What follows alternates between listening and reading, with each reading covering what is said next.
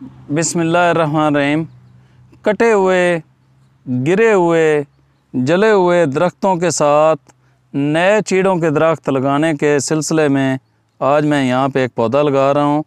और ये पौधा मैं अपने मामू जो कि मेरे ससुर भी थे, चंद दिन पहले फ़ौत हो गए थे, उनके नाम करता हूँ सदका जारिया के तौर पर, ताकि उनको इसका सवाब मिलता रहे।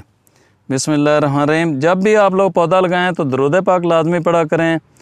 बिस्मिल्लाहिर्रहमानिर्रहीम। अल्लाहुम्मा सल्लि अला मुहम्मदिन व अला आलि मुहम्मद कमा सल्लैता अला इब्राहीम व अला आलि इब्राहीम इन्नका हमीदुम मजीद। अल्लाहुम्मा बारिक अला मुहम्मदिन व अला आलि मुहम्मद कमा बारकता अला इब्राहीम व अला आलि इब्राहीम इन्नका हमीदुम मजीद। आप लोग भी अपने जो प्यारे हैं उनके नाम के ज़्यादा से ज़्यादा पौधे लगाएं, जो इस दुनिया में मौजूद हैं उनके नाम के भी, और जो लोग इस दुनिया से चले गए हैं उनके नाम के भी, ताकि हमारा ये मुल्क सरसब्ज़ और शादाब हो सके। दरख्त लगाना सदका जारिया है।